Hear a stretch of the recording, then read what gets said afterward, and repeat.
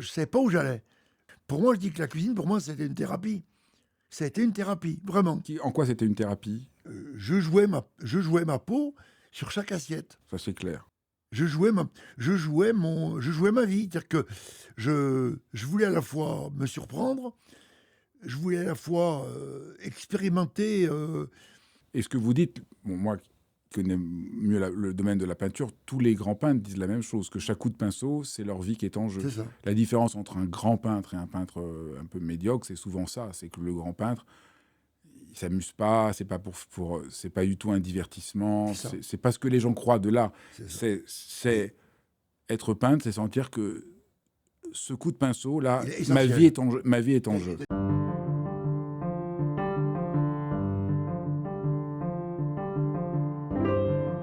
Bonjour, bienvenue dans Dialogue. Alors là, aujourd'hui, je vous dis, je vous fais un cadeau. Je vous invite à une rencontre. Je vais vous faire rencontrer quelqu'un qui est vraiment un génie et un poète. Mais s'il m'écoute, j'espère qu'il ne va pas m'écouter parce qu'il est tellement humble qu'il serait gêné. C'est un homme extrêmement simple. C'est considéré comme un des plus grands cuisiniers j'allais dire de France, mais du monde aujourd'hui. C'est un des cuisiniers les plus respectés, Pierre Gagnaire. Et vous allez voir, comme tous les êtres qui travaillent avec tellement d'intensité et qui sont confrontés à tellement de défis dans la vie, il va vous parler de cuisine, mais en fait, il parle de qu'est-ce que ça veut dire qu'être un être humain. Et les leçons qu'il a apprises de son travail, on peut tous les appliquer dans notre vie. C'est vraiment une source d'inspiration. J'ai eu beaucoup de mal en faisant le dialogue, vous allez voir, à pas pleurer à des moments, tellement ce qu'il disait était beau, vrai, de cette vérité qu'on entend si rarement, cette vérité qui vient du fond de l'âme, du fond des tripes, du fond du cœur. Et je crois que ça va vous plaire, ça va beaucoup vous plaire. Bonjour, monsieur Pierre Gagnaire. Monsieur Midal, bonjour. Je suis tellement heureux de vous recevoir. Alors, j'ai été manger une fois chez vous, enfin plusieurs fois, mais la première fois, c'était pour mon anniversaire. C'est souvent un peu les occasions, on se dit, bon, on fait un peu une folie, on va...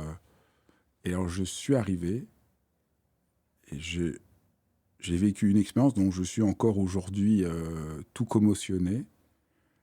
Parce que, à la fois, manger chez vous, c'est entrer dans la fête. Comme quand on est enfant, il y a un côté... il y a un côté de ce que peut être une vraie fête, avec une sorte de jaillissement, d'étonnement, de surprise, de quelque chose comme une fête qui nous surprend, qui nous éblouit, qui nous émerveille, alors qu'on ne s'attend pas, c'est pas l'idée première qu'on a dans un repas. Et puis la deuxième chose, c'est la profondeur que j'ai pu vivre voilà, en écoutant certains concerts, dans certaines œuvres d'art. Les gens qui suivent ma chaîne savent mon amour profond pour la peinture.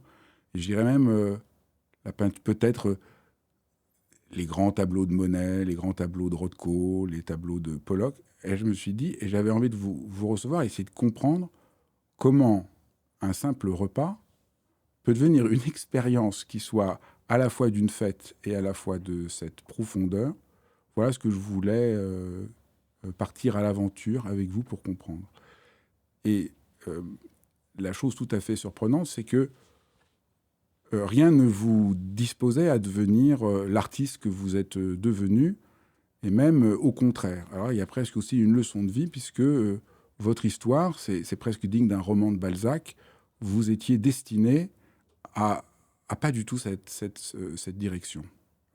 Si vous voulez me raconter le début, disons, à quoi vous étiez, comment vous étiez disons, destiné à devenir l'héritier de votre famille et de marcher dans un chemin déjà balisé. Bon, formulé de façon moins fine et moins intelligente, cette question, on me l'a posée plein de fois, et je me rends compte que pendant longtemps, je me jetais sur la question et je répondais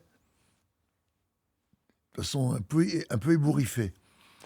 Aujourd'hui, j'ai plus de mal à répondre à cette question. J'ai de plus en plus de mal à répondre à cette question.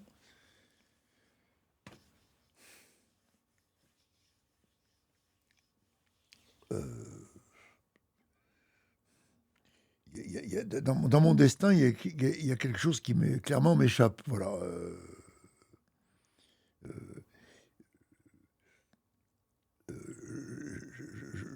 Enfin, je peux le dire sans effectivement, sans faire le malin. Je vois hier soir, par exemple, le dernier service était hier soir, rue Balzac, et les gens me disent des choses qui sont incroyables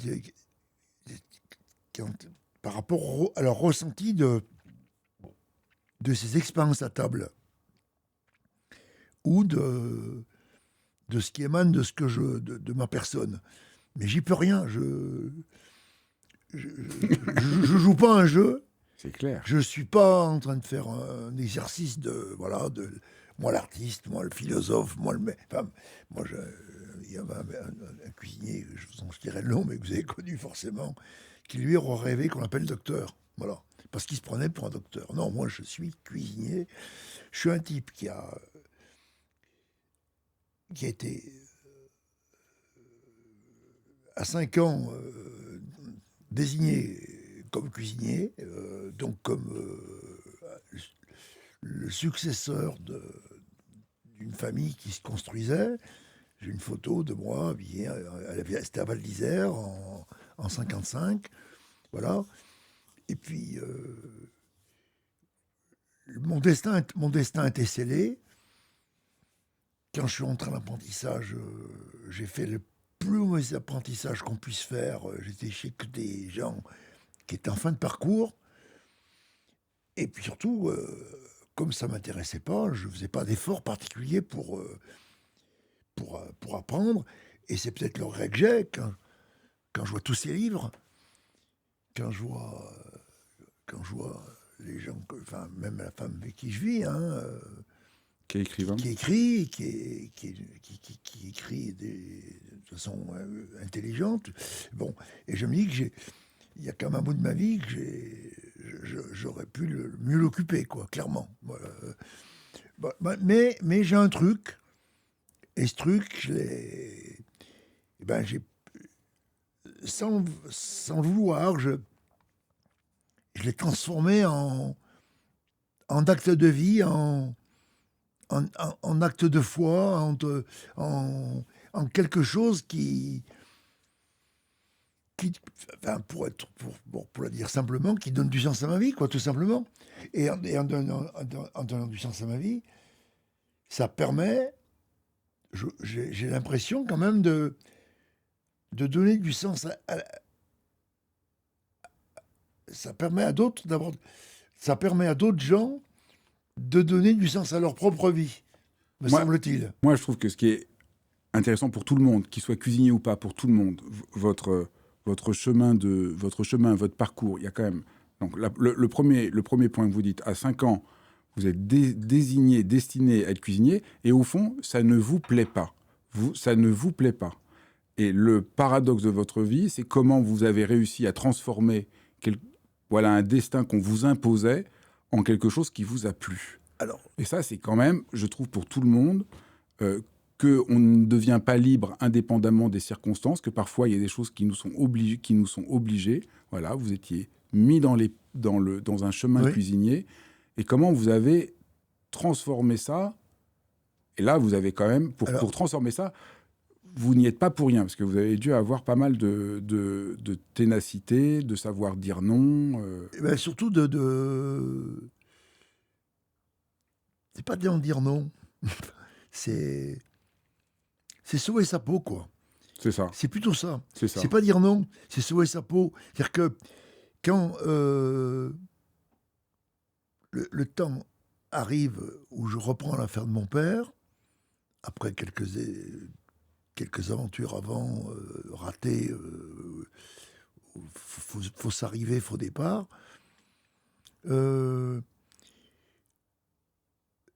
très vite, en 48 heures, je m'aperçois avec effroi que mes parents n'ont rien prévu.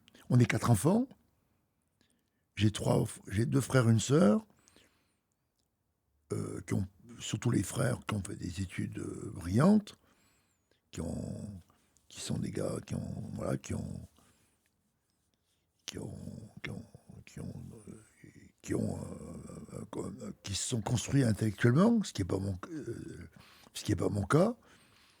Et je reprends cette affaire, et très vite, je me rends compte que rien n'était organisé. Et là, je suis face à un mur d'incompréhension. D'abord, c'est pas un détail, mais je l'ai jamais évoqué. D'ailleurs, le temps passant, je peux en parler. Ma première épouse est allemande. J'étais accueilli dans cette famille allemande de façon extraordinaire. Et mon père, j'avais épousé une Boche, quoi. Donc, déjà, le couple était pas accueilli. Voilà. Mon père avait refusé d'assister à mon mariage. Enfin, bon. Et comme j'étais un bon fils de famille, ça m'a pris presque 3 ans. Et puis un jour, je vais vous raconter l'anecdote, puisqu'on a le temps de la raconter. Je dis, je m'en vais. Et je m'en vais. C'était la décision que j'ai prise un 1er novembre. Et j'avais, dans le restaurant, 2 couples que j'aimais bien, qui m'aimaient bien, qui aimaient ma cuisine, qui aimaient bien ma personne. Et c'était un couple d'un dentiste qui pensait qu'au pognon, et l'autre d'un pharmacien, rosicrucien, totalement hors sol, refusant de vendre tout produit parapharmaceutique. Ils faisaient leur métier, donc c'était chaque été, ils partaient en Inde planter des graines de riz. Enfin, deux couples complètement antinomiques, mais qui m'aimaient bien. Et les deux, à un quart d'heure d'intervalle, me disent, Pierre, vous êtes pas heureux avec ton épouse, avec Gabrielle. Qu'est-ce qui va pas? Je dis, j'ai rien à dire. J'ai rien à dire. Je sais que ça va pas. Et cette discussion, et c'est ça le destin. C'est ça aussi, peut-être l'intuition, l'instinct de survie, peut-être, plutôt que de dire non. Ces 2 personnes me disent, en gros, il faut que tu partes, quoi. Et le soir même, même pas une heure après, le quart d'heure après, je dis, on s'en va. Et le lendemain matin, j'entreprends des démarches pour trouver un lieu et m'installer. Un lieu que je trouve très vite, un lieu qui a un prix très raisonnable et qui me permet 6 mois après et d'annoncer, donc j'annonce ça à mes parents pratiquement quelques semaines après, donc c'était en novembre. Donc en décembre, aujourd'hui, le 13 juillet, je serais parti. Et je ne sais pas encore où j'allais, je ne sais pas encore comment ça allait se passer. Et effectivement, le 13 juillet, j'ai quitté le restaurant familial et j'ai ouvert mon propre restaurant. C'était il y a eu 3-4 moments dans ma vie comme ça, qui sont justement pas des noms, qui sont plus forts que des noms. Dire non, c'est s'extraire de sa condition dans laquelle votre famille vous a mise. Voilà. Voilà. Donc, et là, il n'y a rien d'intellectuel, c'est pas les études, c'est un truc qu'on porte en soi, et ce truc qu'on porte en soi, on l'a ou on l'a pas. Après, on peut lui obéir ou pas lui obéir.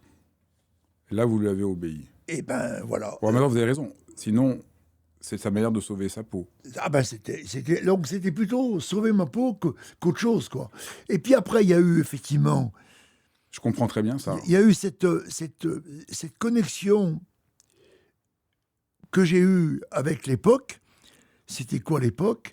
C'était les 30 Glorieuses. C'était Hugo et Millot. On va y venir. Et ça, c'était... Voilà. Vous étiez arrivé au bon moment. Oui. Mais je comprends très bien ce que vous dites sur cet arrachement. Voilà, moi, je me souviens très bien, mes parents voulaient que je fasse du droit ou un métier utile. Et moi, c'était la philo. Je ne pouvais pas faire autre chose. Et je sentais que si je ne faisais pas ça, je n'arriverais pas à vivre. Oui, c'est ça. Et donc, c'est pareil. Et donc, je leur ai dit que je faisais du droit. Vous êtes parisien? Je suis parisien. Je leur ai dit que je faisais du droit. Et en fait, je faisais de la philo. Et sans leur dire... parce que et c'est comme vous dites, c'est pas, il n'y avait pas le choix. Je sentais que si je faisais pas ça, je pourrais pas. Mais ce que je voulais revenir avant qu'on parle de la rencontre, de comment vous avez été aussi, c'est sûr, à un moment absolument crucial, historique de l'histoire de la cuisine. Mais il y a aussi quelque chose. Vous n'étiez pas à l'aise avec la cuisine que faisait votre père, la cuisine comme elle. Qu'est-ce qui vous gênait à l'époque? Qu'est-ce qui faisait que vous étiez déjà. Parce que ça, c'est quand même. Aujourd'hui, on connaît un autre visage de la cuisine que cette cuisine, disons, je ne sais pas comment la nommer. Répétitive. Répétitive, codée dans une sorte de dimension bourgeoise, peut-être il faut dire ça. Oui. Qu'est-ce qui vous plaisait pas à l'époque? C'était pas que la cuisine, c'était le mode de vie qu'impliquait ce métier. Alors,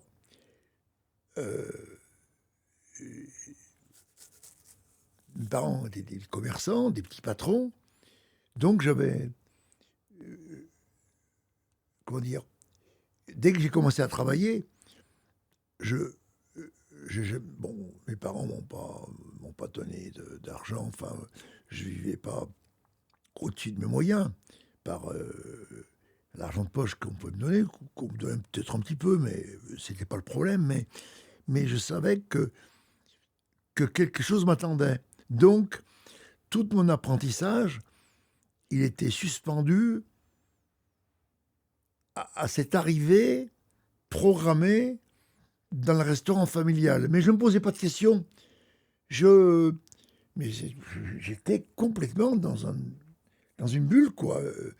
Ou un tunnel, peut-être. Ou un tunnel, plutôt, oui. C'est plutôt un tunnel, oui. Oui. Et c'est lorsque j'ai repris l'affaire de mon père, ça m'a pété à la figure. D'abord, j'ai vu des gens qui n'étaient pas très âgés, qui étaient extrêmement fatigués. Un couple qui s'aimait, mais qui savait pas s'aimer, qui était dévoré par la il faut le dire, par la fatigue, et une cuisine française qui était triste, qui était répétitive, qui était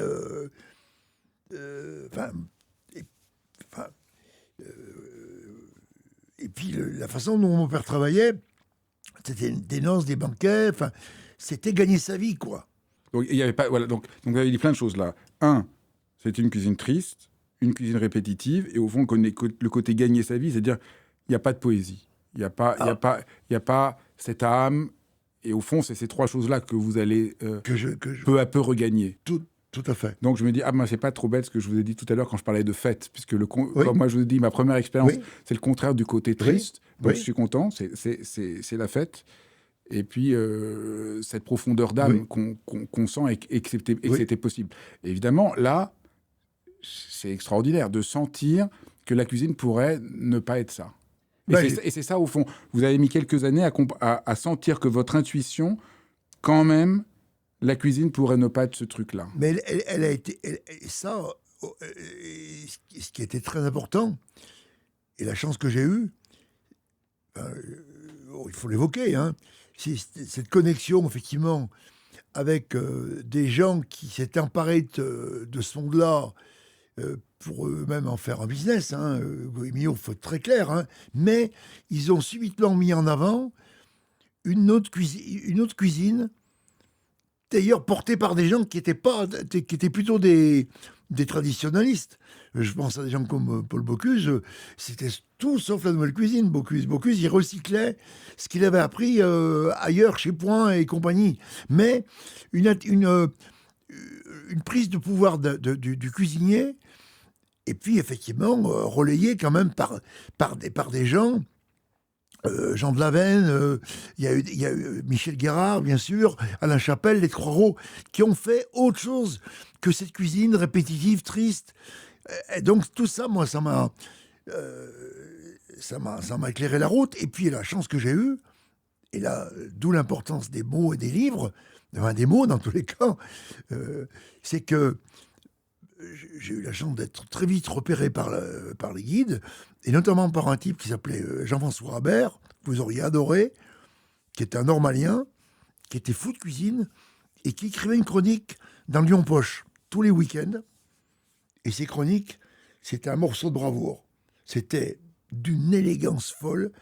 Jamais il y avait une once de méchanceté, mais il disait ce qu'il y avait. Et la façon dont il vient, il visite notre restaurant. Il fait donc on m'appelle, on me dit voilà, t'as un papier dans Lyon Poche. C'était le premier papier, c'était le 23 mars 78. Je cours à la gare, je récupère ce petit fascicule, ce petit Lyon Poche, voilà. Et là, je lis ça, je dis mais voilà. Quelqu'un vous comprend. C'est ça que tu veux raconter en cuisine. C'est même pas qu'il me comprend, c'est qu'il met des mots sur ce que j'ai là. Et ça a été. Alors, il y a eu d'autres événements. Il y a eu une photo des trois gros, goguenard devant une table, un repas chez un garçon qui s'appelait Philippe Chavant à Lyon, qui est un type formidable, qui était à Toulouse. Après, des petits détails comme ça qui montraient que la cuisine pouvait être une fête, pouvait être joyeuse, pouvait être un moment pouvait créer du lien avec les autres. Et à travers la cuisine, j'ai senti que j'allais, c'est pas anodin, j'allais pouvoir exister, puis être l'enfant timide que j'étais, et pouvoir être bomber un peu le torse, me relever, aller vers les autres, me faire aimer des autres, et créer, et que la nourriture, ce que mettait dans l'assiette allait devenir mon vecteur de communication. Voilà. Et donc et après je me suis lancé là-dedans de façon éperdue, en oubliant une chose que j'avais rejetée au départ, c'est que nous faisons aussi un commerce. C'était ce que je détestais. Cet aspect commercial, cet aspect presque vénal. En plus, bien relayé par la religion aussi, catholique. Donc l'argent n'est pas propre. Ce qui était le cas chez mes parents. Mes parents gagnaient très bien leur vie, mais ils n'étaient pas du tout à l'aise avec ça. Donc ils vivaient de façon très modeste et très triste, alors qu'ils auraient les moyens de vivre de façon beaucoup plus confortable. C'était pas des hédonistes. On mangeait pas bien à la maison. J'ai pas de souvenirs d'enfance gourmand. Et je me suis construit aussi, c'est important, je me suis construit mon univers culinaire. Et l'avantage et l'inconvénient, c'est que j'avais rien à me raccrocher. Je me suis raccroché à rien. Je ne me suis pas raccroché à une daube. Je ne me suis pas raccroché à un cassoulet ou à un plat de grand-mère. J'avais le cerveau complètement vierge au niveau des goûts. Et quand je cuisinais, les gens me regardaient parce que je ne savais pas où j'allais. Ça a duré 20 ans. Pour moi, je dis que la cuisine, pour moi, c'était une thérapie. Ça a été une thérapie, vraiment. Ok. Pour vous donner cette confiance et cette joie, c'est ça la thérapie? La joie, c'est un autre problème. Mais en quoi c'était une thérapie? Même encore aujourd'hui, hein, je jouais ma peau sur chaque assiette. Ça, c'est clair. Je jouais ma vie. C'est-à-dire que je voulais à la fois me surprendre, je voulais à la fois expérimenter quelque chose qui, par exemple, allez, à cette époque, même aujourd'hui, hein, là, les copieurs, ils ont copié. Et moi, ma hantise, c'était de copier quelqu'un. Donc d'abord, j'avais pas les moyens, j'allais pas au restaurant, je sortais pas. Donc j'étais hanté par l'idée de pouvoir copier quelqu'un. Pas cette époque, il y a eu un bouillonnement quand même assez incroyable. Alors aujourd'hui, si on prend des guides de ces années-là, les 9/10 ont disparu. Pas seulement parce qu'ils sont morts, mais parce qu'ils n'ont pas tenu le coup. Aujourd'hui, ce qui donne de la valeur à ma parole, mais comme vous, c'est le temps. C'est le temps qui nous rend crédibles. C'est le temps qui fait qu'on... Ah ben oui, respect. respect de Johnny Hallyday, respect, tous ces gens dont on peut... bien sûr, moi j'ai été critiqué, j'ai été raillé par mes pairs, parce que, oui, il va exploser en vol, il va pas durer, c'est un fou furieux. Et ça, je l'ai pas entendu, mais je le sais. Dans mon dos, on disait ça. Parce que vous essayez d'inventer une cuisine Réinventer qui vous soit propre. Absolument. Et ce que vous dites, bon, moi qui connais mieux le domaine de la peinture, tous les grands peintres disent la même chose, que chaque coup de pinceau, c'est leur vie qui est en jeu. C'est ça. La différence entre un grand peintre et un peintre un peu médiocre, c'est souvent ça, c'est que le grand peintre, il s'amuse pas, c'est pas c'est pas du tout un divertissement, c'est pas ce que les gens croient de l'art. C'est être peintre, c'est sentir que ce coup de pinceau, là, ma vie est en jeu. D'ailleurs, pour confirmer ce que vous dites, je déteste cuisiner à la maison. Je suis incapable de cuisiner. Pour moi, c'est tellement... un travail, une épreuve, absolument. Une aventure, tout à fait. Un risque. Et on sent, votre cuisine, c'est... Alors aujourd'hui, malgré toutes ces années d'expérience, on sent qu'il y a encore dans votre cuisine ce risque. Oui, j'essaye. Oui. Mais vous le dites très bien, c'est pas que vous voulez qu'il y ait ce risque, c'est que vous pouvez pas faire autrement, c'est comme ça que pour vous... Voilà, absolument. Moi, je me suis beaucoup consacré à l'hypersensibilité. On peut dire que vous êtes un grand hypersensible qui avait réussi à faire de son hypersensibilité une force, quelque chose. Ouais. Le fait que vous soyez aussi sensible, que vous supportiez pas le côté terne, figé, formel, qui veut quelque chose qui soit vivant, créatif. Vous avez réussi à être fidèle, à rester fidèle à ça. Même si, au début, quelques personnes ont vu ce que vous faisiez, mais pour la plupart, puisque vous cassiez tous les codes. C'est intéressant d'essayer d'explorer quelques éléments de votre cuisine. Alors, il y a un élément de votre cuisine qu'on peut retrouver dans cette nouvelle cuisine qui est apparue, qui était sortir de la cuisine, disons, un peu bourgeoise, figée, répétitive. Donc, on peut dire que dans cette cuisine-là, il y a un plat de viande avec des légumes qui sont des accompagnements et qui sont là, mais le plus important, c'est le plat. Donc, il y a un côté très hiérarchique, très répétitif, avec des recettes qui sont un peu... qui ont été figées par Escoffier. Vous me corrigez, parce que moi, j'ai pas eu tout mon monde, mais si j'ai bien compris, qui ont été un peu figées à une époque et qu'on répète inlassablement. Oui. Et c'est pas du tout un truc qui, comme les gens pourraient dire, traditionnel, parce que c'est très tardif, ce figement. On peut dire que la cuisine française à cette époque-là, c'est comme l'art pompier. C'est quelque chose qui s'est figé. Tout à fait. Et on prend ça comme la norme. Et alors que c'est quand même, au fond, vous êtes... En peinture, c'est Monet, Cézanne, tout ça, Renoir, qu'on cassé le côté un peu figé de l'art pompier. Et en cuisine, c'est votre génération qui dit à un moment, mais qu'est-ce qui se passe ? Pourquoi il n'y a pas le plein air ? Au fond, est-ce que votre cuisine, ça ressemble un peu à cette aventure que je raconte ? Comme Monet ou Debussy en musique. Pourquoi il n'y a pas d'air ? Pourquoi il n'y a pas le plein air ? Pourquoi il n'y a pas la nature ? Pourquoi il n'y a pas la vie ? Au fond, c'est un peu ça que vous avez questionné. Donc, très concrètement, votre cuisine, c'est plus le morceau de viande ou de poisson avec la garniture, mais c'est... en plus, c'est un très beau mot que vous employez, une constellation.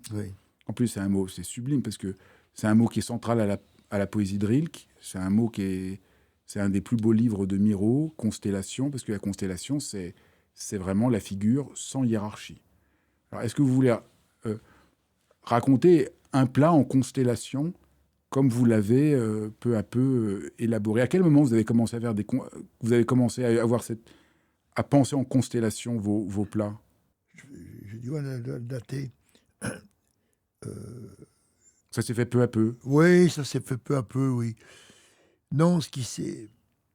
Je pense que le basculement un peu décisif, il a été... ça a été quand j'ai commencé à... Donc ça, ça a 30 ans. Enfin, oui, un peu moins. Quand j'ai commencé à bien... Je sais pas, j'ai du mal à le situer. pour faire ça, il fallait techniquement que l'équipe tienne la route. Donc oui, moi je fais ce métier de façon vraiment, je dirais professionnelle, enfin si on peut employer ce mot professionnel, depuis 81. Je suis arrivé à Paris en 96. Oui, c'est les années 90, 92, vous voyez à peu près, oui. Mais ça s'est vraiment affiné. Ça c'est vraiment. Mais peut-être qu'un jour j'arrêterai d'ailleurs ça. Peut-être. Parce qu'il y a quelqu'un que je vois moins, qui est Hervé Tis. Vous connaissez sans doute, bien sûr. Hervé, fait un peu comme un peintre. J'ai verre de rose, il y a des moments, des moments où la cuisine elle évolue. Moi, ma cuisine au départ, c'était de la couleur. C'était c'était construire une assiette qui soit belle à regarder, goûteuse. Finalement, le goût m'intéressait assez peu. C'était, ça l'est toujours, mais aujourd'hui c'est beaucoup plus posé et c'est beaucoup moins délirant et c'est moins ambitieux. C'était construire mentalement des goûts et construire des espèces de châteaux de cartes qui à tout moment pouvaient tomber. J'allais le plus loin possible dans la construction mentale de saveurs que je voulais combiner, et tout ça se traduisait dans l'assiette alors j'aime pas ce pain du tout, par des choses un peu comme Mathieu. Oui. Alors je préférerais dire aujourd'hui Tombly, hein, clairement, mais voilà. Et puis peu à peu, les choses elles se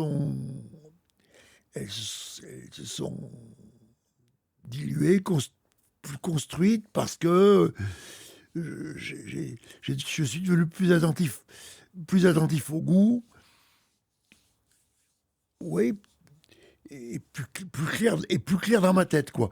Le livre, là, pas celui-là, enfin, le gros livre, j'ai vu, vous l'aviez, oui, là, quand je relis tous ces menus, mais je me dis, mais comment t'as pu faire des menus comme ça, quoi?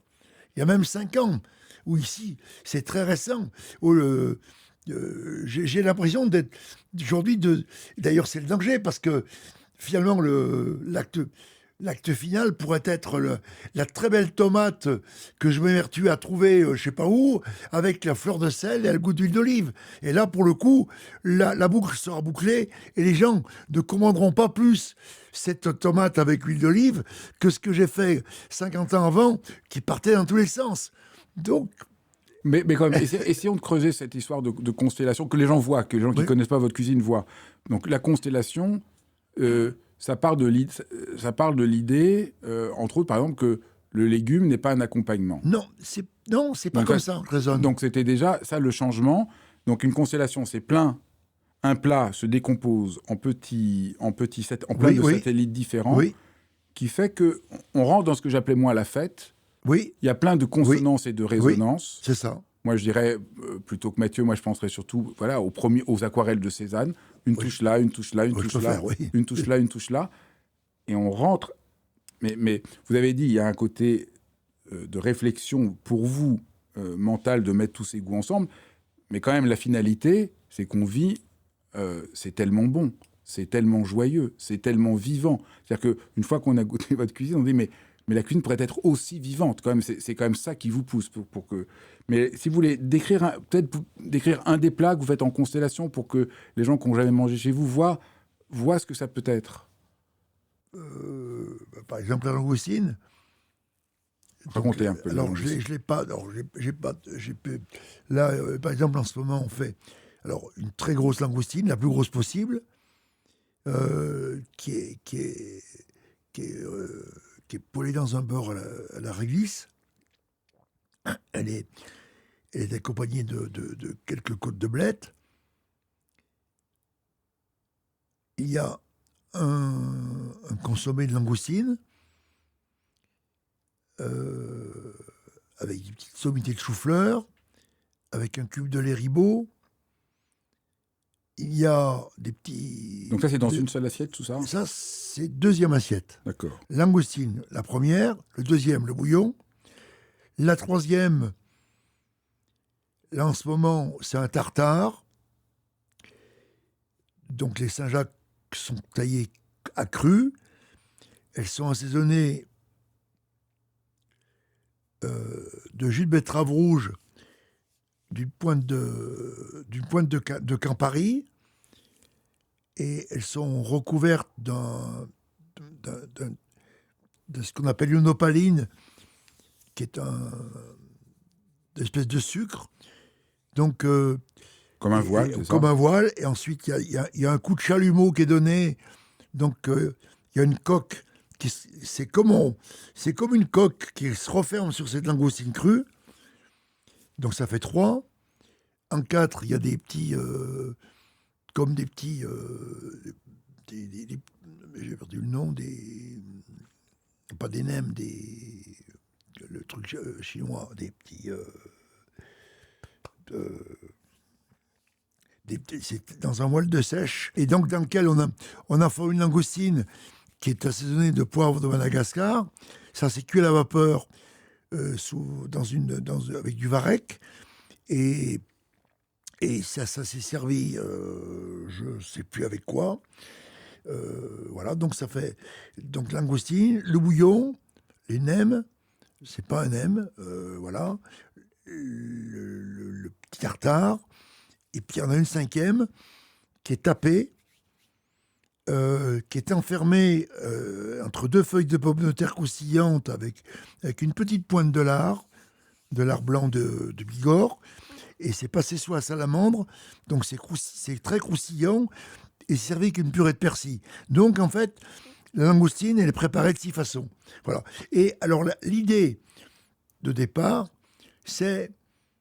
Alors l'idée de départ, on remonte à 40 ans avant, oui, plus de 40 ans, je vais dans un restaurant, 2 étoiles, qui était à côté de Saint-Étienne, qui était une table réputée, et c'était exceptionnel, je me souviens très bien, j'étais avec donc, mon épouse et avec mes parents, ce qui était exceptionnel, et on fait ce repas, et je sors de ce repas, et je me dis, je viens de reprendre l'affaire de mes parents, hein, donc c'était en c'était en 78, 79, donc c'est vieux, hein. Et là, je vois ce repas, et je me dis, mais on a bien mangé, mais je me suis emmerdé. Je me suis ennuyé. Puis, je pense qu'on peut faire différemment, pas pour peut-être faire mieux, mais pour faire plus joyeux. Et en fait, moi, j'ai pas l'impression d'être un créatif. J'ai l'impression de m'accaparer ce qui existe et juste de le bricoler pour en faire autre chose.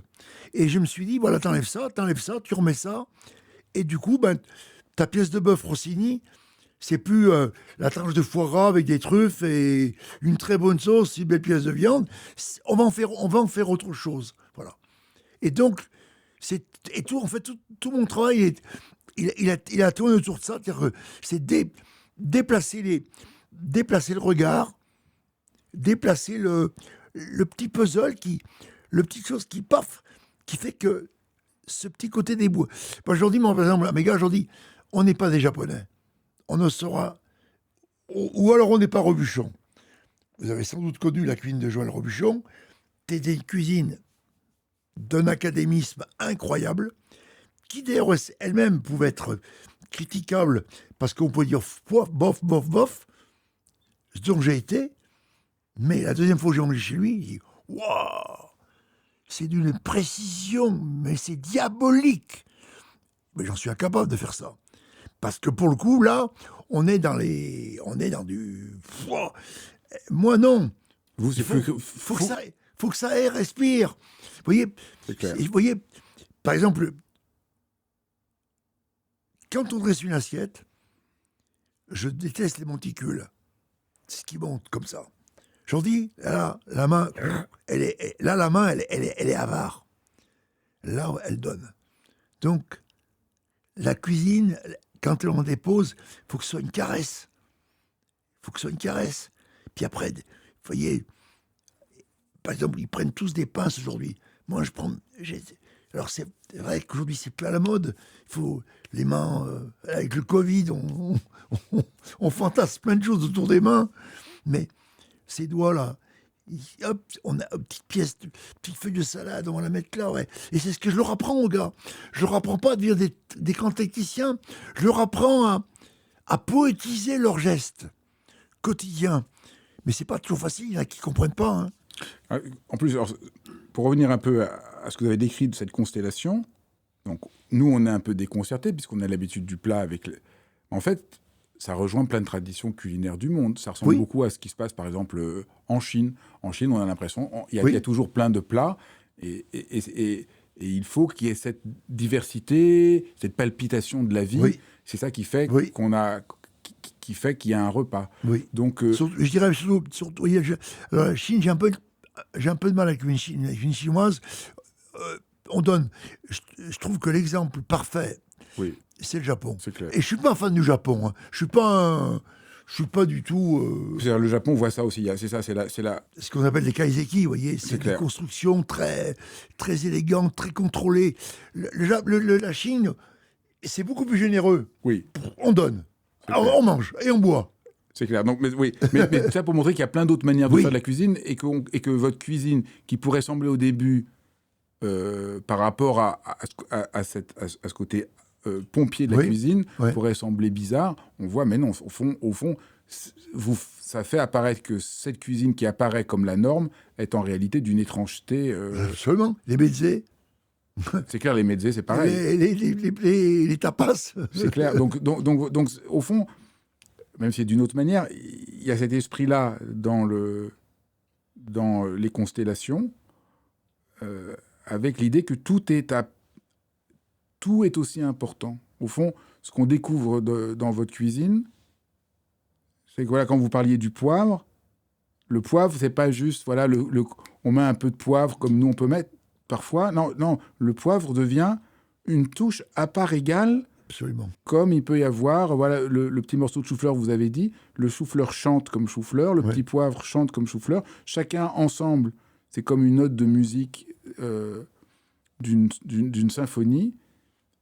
Et on a l'impression aussi que vous êtes un peu... Bon, je ne connais pas tous les chefs, mais vous êtes quand même un des chefs musiciens. Il y a un côté très musical de votre travail. On a l'impression que les ingrédients sont comme les notes de musique pour un musicien. Et vous avez un avantage sur le musicien. Le musicien, il n'a que quelques notes. Cette note, après, Et vous, on a l'impression que, vous êtes passionné de tous les aliments qui vont pouvoir faire une note de plus dans votre symphonie. Alors, on imagine, évidemment, on comprend ce que vous disiez, le travail de fou, l'attention, l'angoisse, de devoir faire ça, parce que, déjà, avec cette note, c'est compliqué de faire une symphonie, mais avec autant... Mais j'ai l'impression, est-ce que mon intuition est juste ou pas, que vous avez un côté musical et que chaque élément, chaque ingrédient est comme une note?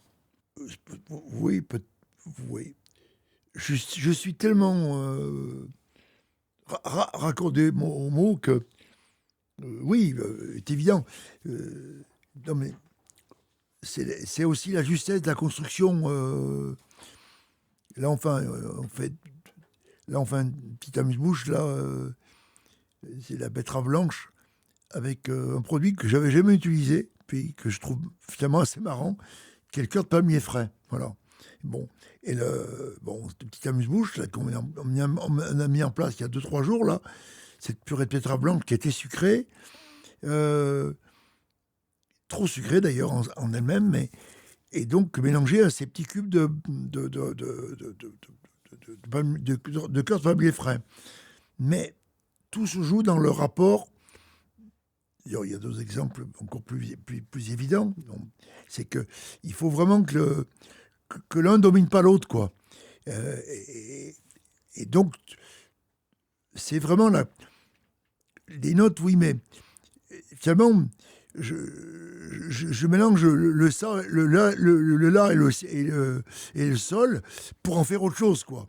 Alors que là, sol, voilà. Donc, il y a cette espèce d'obsession à mixer les produits Pour les- Moi, mon plus beau compliment qu'on m'a fait, c'était au début de ma carrière, c'était Samuel Fuller, le voilà, cinéaste. qui dit, le lendemain, il était venu à Lyon, et quelqu'un l'avait amené à Saint-Étienne pour goûter ma cuisine, et le lendemain, dans Libération, il dit, j'ai mangé chez un mec, je sais pas ce que j'ai mangé, mais c'était foutrement bon.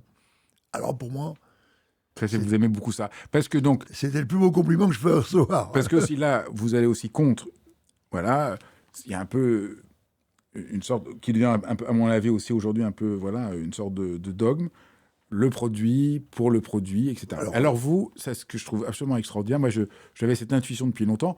Bon, d'accord, le produit pour le produit. Vous, ce qui vous intéresse, c'est emmener le produit ailleurs, le tirer quelque part ailleurs. La cuisine, c'est de la chimie. Le produit, comme dit mon copain Hervétis, on mange pas un poulet avec les plumes, avec les viscères. Il y a quelques produits qu'on mange comme ça, nature. Les huîtres. Mais enfin, le jambon cru, il est travaillé. Donc l'idée, pour vous, ce qui est intéressant, c'est que ce travail métamorphose un peu. Vous êtes un peu dans la métamorphose, qui révèle quelque chose du produit, mais qui donne des sensations et des émotions beaucoup plus profondes. Vous voyez, oui, si vous prenez les poissons, c'est assez fade. Les poissons de nos côtes sont assez fades. Il faut les cuisiner. Alors après, il faut bien sûr tout l'art, c'est de pas masquer le produit. Mais parfois, parfois, il faut l'assumer de le masquer le produit. Mais c'est le tirer pour en faire quelque chose qui est le reflet de votre âme, de votre personnalité, qui est celui de cet amour que vous voulez donner aux gens. C'est ça. Ouais. Donc, au lieu de manger juste, voilà, le produit pour le produit, par exemple, la langoustine ou une pomme de terre. Oui. Elle est animée de votre âme, elle est animée d'amour, elle est animée d'âme. On croque pas une patate comme ça. Donc il y a plein d'âmes. Au fond, on pourrait dire que votre cuisine, c'est l'aliment est tiré vers autre chose pour qu'il soit rempli d'âme. Oui, d'âme, d'amour, d'attention, de tendresse, et créer comme quand on écoute une pièce de musique ou qu'on voit un tableau, on est saisi d'émotions. Et l'émotion, c'est pas trop explicable. C'est voilà, c'est face à un paysage, face à un sourire d'un enfant, face à une rencontre. Et je crois que... C'est clair que c'est ça votre ambition, que votre cuisine donne la même émotion qu'on peut avoir devant un très beau paysage, une très belle œuvre de musique, quelqu'un qu'on aime et qu'on voit, tout à fait. et qui ait cette même expérience-là. Or, c'est vrai que quand les gens vont au restaurant, bon, c'est bon, mais c'est pas ça qui vous intéresse. Non. Alors du coup, moi, j'en profite, je suis très content, parce que tout le monde dit toujours, moi qui me passionne un peu pour la cuisine, ah, t'es épicurien. Mais je dis, mais non, mais c'est pas du tout ça. C'est pas le plaisir de manger pour manger. Ce qui m'intéresse, c'est cette expérience que vous avez dite, qui est une expérience poétique, une expérience d'amour, une expérience spirituelle, et qui est, comme vous dites, la même. Mais quand je vais voir un très beau paysage, c'est aussi une expérience. Je suis pas là juste pour jouir du paysage. Ça me permet de me sentir plus vivant, d'être plus heureux, de retrouver quelque chose. Et on sent que vous avez eu, vous n'avez pas eu le choix, mais c'est quand même cette ambition qui vous habite. Oui. On a parlé de la constellation. Il y a un autre élément, disons, de votre travail, c'est la construction. Donc, vous êtes un constructeur. Vous avez un peu parlé comment vous construisez. C'est très important, la construction. Et vous avez, vous lisez dans plusieurs de vos livres, un don pour la construction verticale. Alors, vous avez mais moi, je dirais, vous avez aussi le génie de l'horizontalité, puisque la constellation, c'est un peu un monde horizontal qui va dans plein de sens. Mais dans chaque plat, vous avez une sorte d'intelligence. C'est un peu une de vos caractéristiques, quelque chose qui c'est l'empilement. Qu'est-ce que c'est cet empilement ? Moi, je prends toujours la comparaison de la ratatouille. Quand vous mangez une ratatouille, mangez pas une tomate, pas une aubergine, pas une courgette, pas de l'ail, surtout pas de l'huile d'olive. Et pourtant, tout est là et rien n'est là. C'est une ratatouille. Moi, j'ai un souvenir de très très ancien, que je fais rarement. C'était un jury de ratatouille. Voilà. Les gens avaient le même panier, le même poids de produits. Les produits venaient du même jardin. Il y avait 10 cuisiniers. Il y avait 2 ratatouilles exceptionnelles. Il y en avait 3 très mauvaises.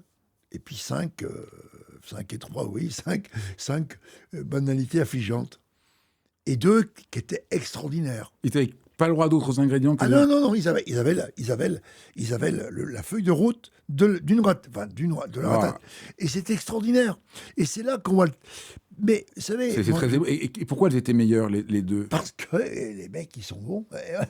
Pourquoi Mais vous avez donné le goût, qu'est-ce qu'il y avait de particulier? le visuel, déjà. Le regard. Et ça, tout le monde est d'accord. Hein. Mais prenez, là, en ce moment... ils le font de plus en plus, d'ailleurs c'est très anglo-saxon, les 10 meilleurs machins, les 10 meilleures bûches, les 10 meilleures galettes des rois. Bon, goûtez des galettes des rois. Tout à l'heure j'ai parlé du problème du mélange. Galettes des rois, alors le rapport entre le feuilletage, l'intérieur, la crème d'amande, il faut que le rapport soit... Non, j'ai allé plus loin, encore plus explicite. Un truc qui est le sushi, par exemple, japonais. Pour avoir eu la chance d'en goûter beaucoup, puisque je vais au Japon depuis très longtemps, un bon sushi, c'est quoi? C'est une graine de riz parfaitement aérée, parfaitement acidulée, avec l'élément dessus qui va être un poisson, et que le rapport entre ce volume de riz qui est surmonté de ce volume de poisson soit absolument parfait. Et c'est une vie. C'est une vie pour savoir faire des sushis. Et quand on a la chance, ce que j'ai eu, de goûter plein... Parce que, il faut le dire aussi, un peu comme... c'est comme la musique, vous écoutez une œuvre, vous dites « Ah non, moi... Non, et alors après, on a ses goûts, ses propres goûts, mais enfin, il y a quand même un moment donné où il n'y a pas de problème, quoi. Le talent parle, quoi. Et moi, c'est une chose que j'ai pas voulu au départ analyser, enfin, accepter. Il y a ce qu'on appelle le talent. Et le talent, c'est ce génie du footballeur qui va faire ce mouvement de corps qui va ouvrir droit au but. C'est ce que vous disiez, ce coup de pinceau qui vous... Moi, quand je cuisine, je dis pas que je suis toujours en transe tous les jours, mais quand je suis dedans, il y a un truc qui me dépasse. Je prends un exemple qui n'a rien à voir. Quand mon père est décédé, mon père a été le prêtre qui a fait l'enterrement. Bon, je connaissais cet homme. C'est un homme fade, un homme banal, un homme...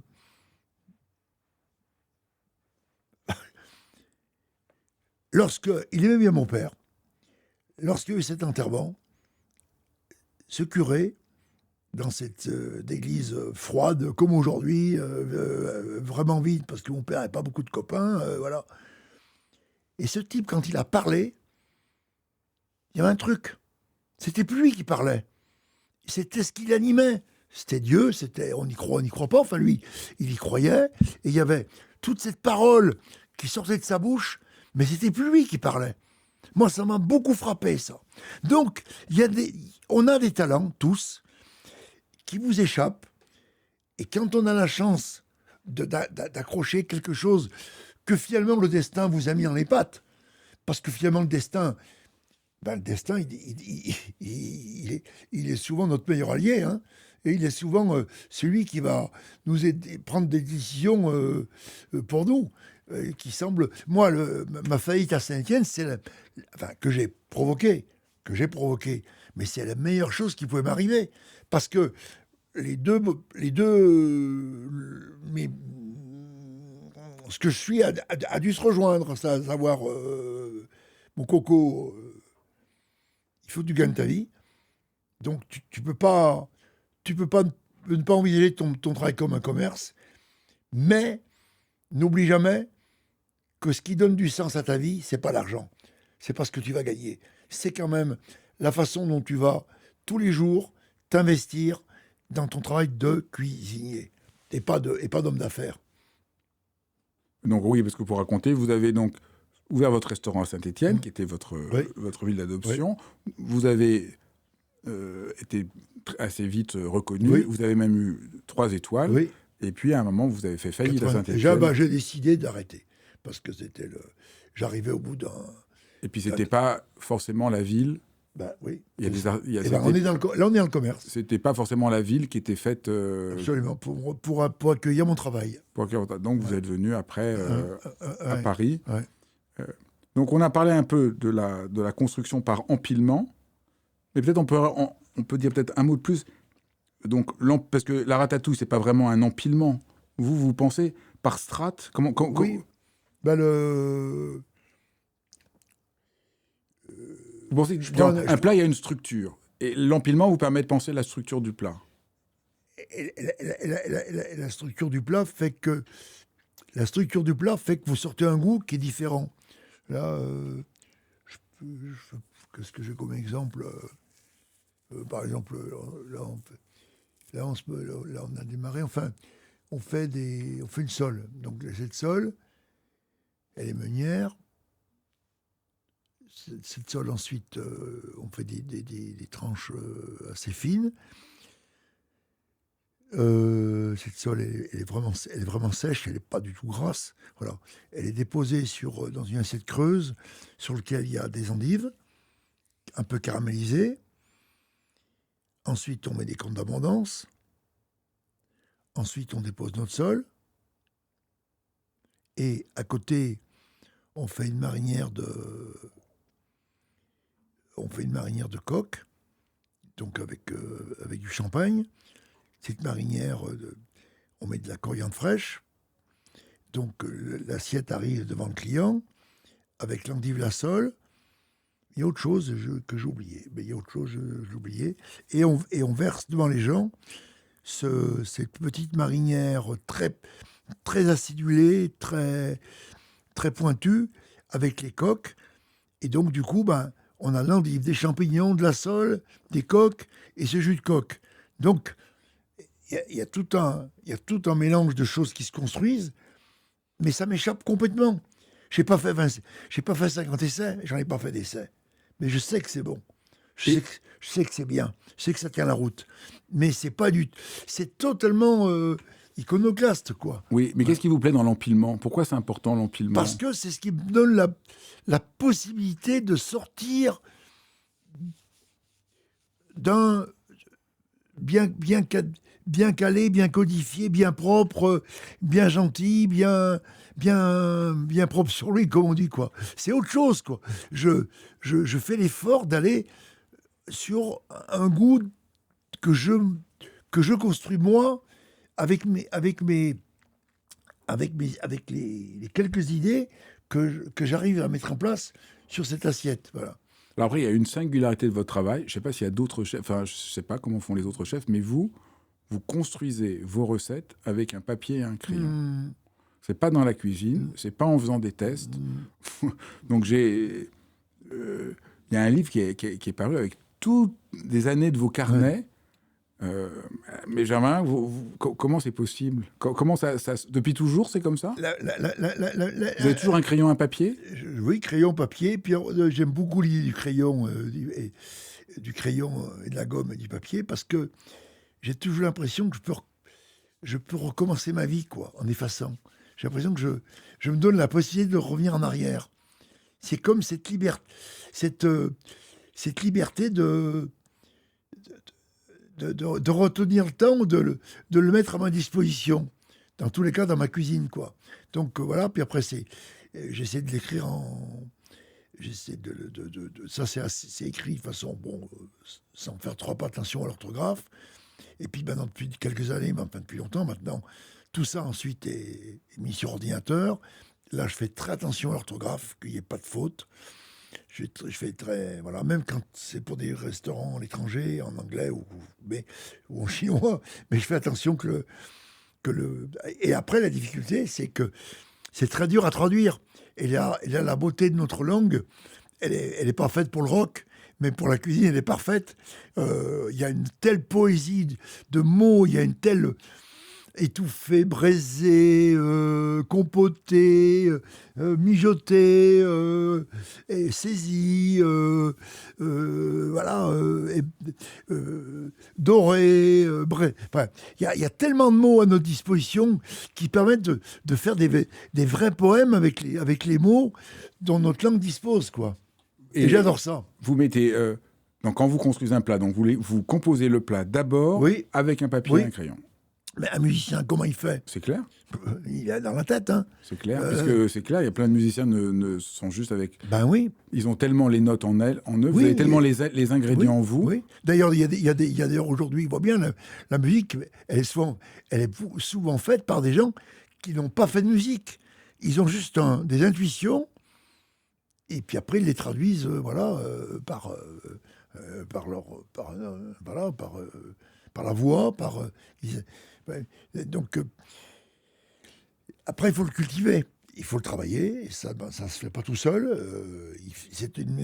C'est quand même comme tout, hein. Le cerveau, faut pas le mettre au repos trop longtemps. Faut toujours le solliciter, voilà, pour pas se laisser engloutir par la paresse et la fatigue et le laisser aller, et voilà, et ça ira bien, ça va le faire. Non, C'est important de dire ça, parce qu'on a beaucoup parlé de la dimension d'intuition, que c'est quelque chose qu'on ne contrôle pas, qui vient comme ça. Il faut dire en même temps que vous êtes un travailleur acharné, que vous avez travaillé, et que la moindre négligence fout tout en l'air. Oui, puis alors, il y a... c'est peut-être pas le sujet de notre entretien, mais la notion la notion d'équipe est très importante. C'est bien, c'est important. Parce que vous êtes un cuisinier, c'est forcément un chef d'équipe. Ah oui, absolument. Et vous avez quand même... oui, comment on fait pour travailler avec une équipe, motiver les gens d'avoir aucune négligence, et en même temps, je peux le dire là, c'est pas vous qui pouvez dire ça, mais vous êtes connu pour être bon. Il y a beaucoup de chefs, il y a quand même c'est connu maintenant, beaucoup de chefs qui ont été très violents. Oui. Et vous êtes connu pour être bon. Ils sont pas violents, c'est plutôt de la bêtise. Moi, je trouve, c'est plutôt de la faiblesse. J'ai une histoire à vous raconter. Ça va un peu... Peut-être vous avez même oublié, mais quelqu'un m'a raconté que son fils travaillait chez vous. C'était un de ses premiers postes. Il était tout jeune. C'est il y a très très longtemps. Je suis sûr que vous avez dû oublier. Et un jour, il arrivait en retard, très en retard. Il avait eu un problème avec son vélo. Et je crois que c'est sa mère qui vous a appelé ou vous a envoyé un message. Oui, j'en sais très bien. Pour vous dire... j'en sais très très bien, oui. Pour vous dire, vraiment, c'est pas de sa faute. Et il arrive, il est absolument terrorisé. Il pense que vous allez le mettre à la porte. Et vous avez été le voir dehors du restaurant et vous lui aviez proposé de lui racheter un vélo. Oui. C'est une histoire, en plus... Non, j'en souviens très bien, oui. C'est une histoire je trouve... J'avais envie de raconter cette histoire parce que ça dit, au fond, quelque chose de comment vous êtes. Et on voit que vous avez quand même ce souci. Il y a une très grande exigence, évidemment, pour faire une cuisine comme ça, où les gens viennent, un peu comme moi j'ai raconté, fêter un anniversaire, un événement important. Mais en même temps, vous avez ce souci de... Oui, il faut faire attention, quoi. Il faut faire attention. Vous voyez, je ne sais pas si vous regardez dans l'interview, mais c'est à l'instant que j'arrive, petit problème de cheveux dans les assiettes. Bon, c'est pas acceptable, quoi. Et alors, on a plus de femmes qu'avant. Bon. Et donc, autant les garçons, aujourd'hui, les cheveux courts, voilà. Bon, donc le matin, mis en place, ils ont rien sur la tête, voilà. Et puis, j'avais réussi avant les vacances d'imposer une Charlotte. Et c'est vrai que c'est pas très beau, quoi, c'est pas esthétique, quoi. Voilà, avec une casquette pour les petites, pour les filles. Et ce matin, j'arrive hier et retour de vacances, tout le monde était nu, voilà. Et puis je dis à mes responsables de pâtisserie, je leur dis attention, il faut leur dire aux jeunes femmes, là, voilà. Mais je les testais, mais je sentais qu'ils n'étaient pas à l'aise, quoi. Ils n'étaient pas du tout à l'aise avec ça parce qu'ils n'osent pas leur parler, quoi. Et ce matin, juste avant de partir, je rentre à la pâtisserie et toute tête nue. Je dis, mesdemoiselles, mesdames, s'il vous plaît,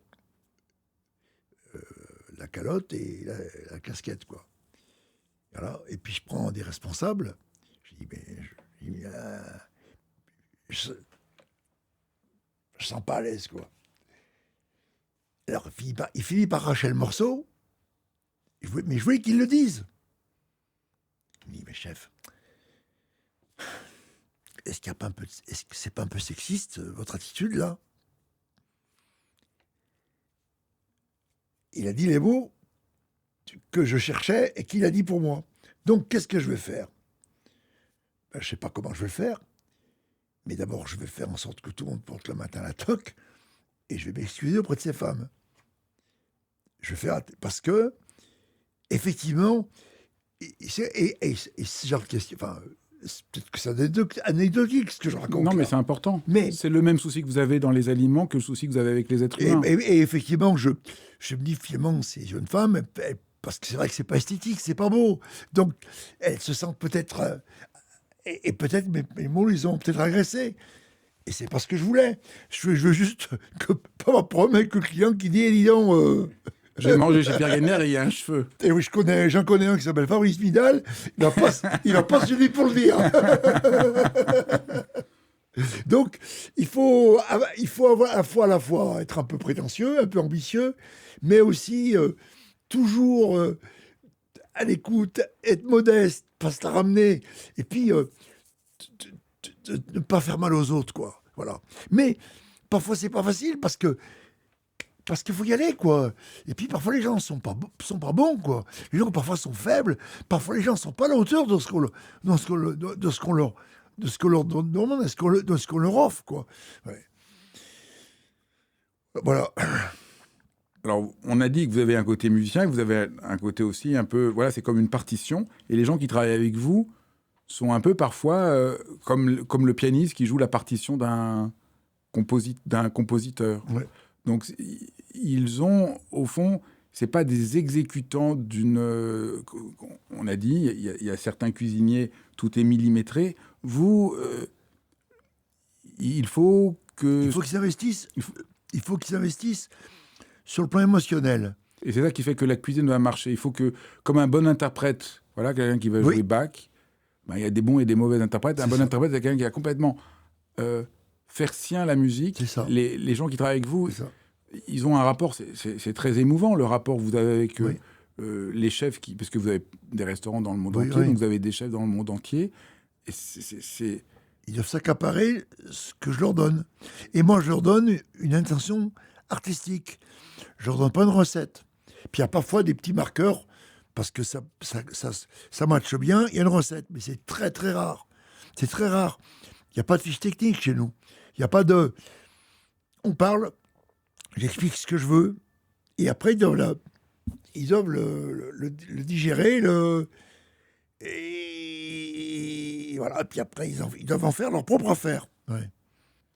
Un des derniers points dont on n'a pas parlé, je voulais revenir, vous l'avez mentionné rapidement, dans le grand changement de la cuisine que vous avez œuvré, que votre génération a œuvré, c'est aussi la présentation. Oui.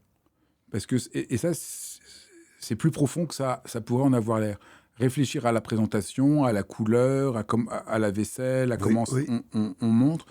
Ça, c'est quelque chose que vous avez aussi beaucoup investi. Oui. Donc ça, il y a beaucoup de gens aujourd'hui. Oui. Mais ça ne se faisait pas du tout à l'époque. Et j'ai l'impression que c'est profond parce que ça convoque d'autres sens que juste le goût, puisque c'est ce qu'on voit. Puis il y a quand même... on touche, on sent l'assiette, on sent les couverts, on sent... Peut-être si vous voulez dire un peu comment c'est venu et quelles sont les questions que vous vous posez là-dessus. Comment c'est venu, c'est le constat de ce restaurant que j'ai visité avec ma famille, un peu de paresse, quoi. On répète. Voilà. J'ai très vite senti que c'était d'ailleurs un des conflits majeurs que j'ai avec ma famille au départ. Parce que moi, bien sûr, je voulais un peu renverser la table. On avait un lieu magnifique, mais ce lieu, là, il avait besoin d'un grand coup de balai, de réflexion sur la décor, voilà. Et moi, j'ai tout de suite compris que un, un restaurant, c'était un lieu de vie, c'était un espace qui devait vous ressembler par par ce qu'on mettait au mur, par la couleur, par effectivement le choix de la vaisselle, la verrerie. Voilà. Alors, et ça, ce travail a été entrepris déjà par des gens comme, notamment par Alain Chapelle, à Bionnet, qui était vraiment quelqu'un qui était très... Donc, dans les années 75, hein,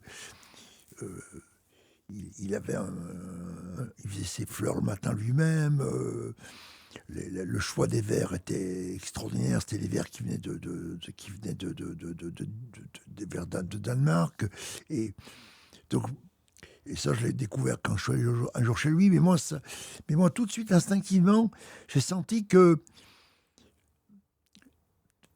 pour me faire plaisir d'abord, et puis après, effectivement, pour avancer, pour aller dans cette quête d'excellence, que ça peut pas être qu'une assiette comme ça, remplie, boum. Non, le contenant est important. Lorsqu'on fait un marié, ben on va prendre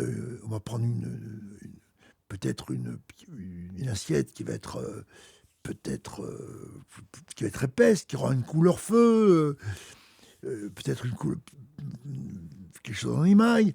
Alors que si vous servez je sais pas, des petites langoustines comme ça, qui sont juste pochées dans un petit beurre au champagne. Il faut une porcelaine fine, avec les couleurs ou pas de couleurs. Donc tout ça procède du plaisir, de l'envie de l'envie de donner. Enfin, c'est des choses assez simples. Hein. C'est pas, il n'y a pas à chercher à midi à 14 heures. C'est aller vers une forme d'excellence un peu globale. La musique, la lumière, les fleurs, la chaleur, la température de la pièce. C'est important. Vous voyez là, on parle, on n'y pense pas, mais on est dans une pièce qui est parfaite.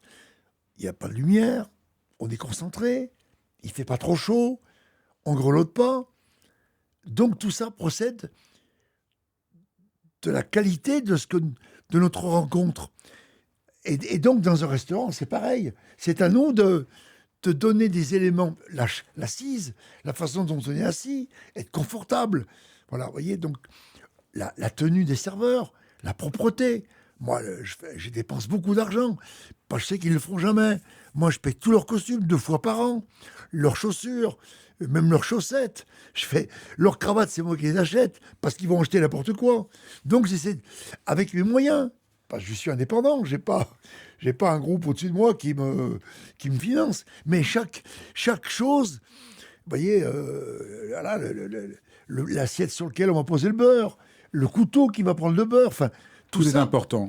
Tout est important. C'est quand même pas par hasard que la cuisine prend ce rôle avec toute la révolution de pensée du XXe siècle, d'un monde non hiérarchique, que tout a de l'importance, de ne plus avoir cette séparation entre le corps et l'esprit, entre la forme et la matière, entre le dessin et la couleur. Au fond, c'est tout ça qu'il y a dans votre travail. Ouais. Voilà. Écoutez, merci infiniment. Je sais que c'est pas votre métier de parler de votre travail. Votre métier, c'est d'être dans la cuisine. Donc, je sais que c'est pas le plus facile pour vous de venir parler de votre travail. Oui, puis j'ai tendance un peu à faire l'escalier, donc mais merci infiniment. Ça part un peu parfois de tous les sens. Mais c'est tellement bien de vous rencontrer et de sentir ce qui vous anime. Et en parlant avec vous, c'est ça que je trouvais important de partager. C'est votre inspiration qui vous anime et qu'on sent bien dans vos propos. Donc, merci infiniment. Merci. Merci d'avoir suivi cet épisode de Dialogue. J'espère que ça vous a donné des étoiles dans les yeux, dans le cœur et dans l'âme. Et je vous dis à bientôt pour de nouveaux épisodes.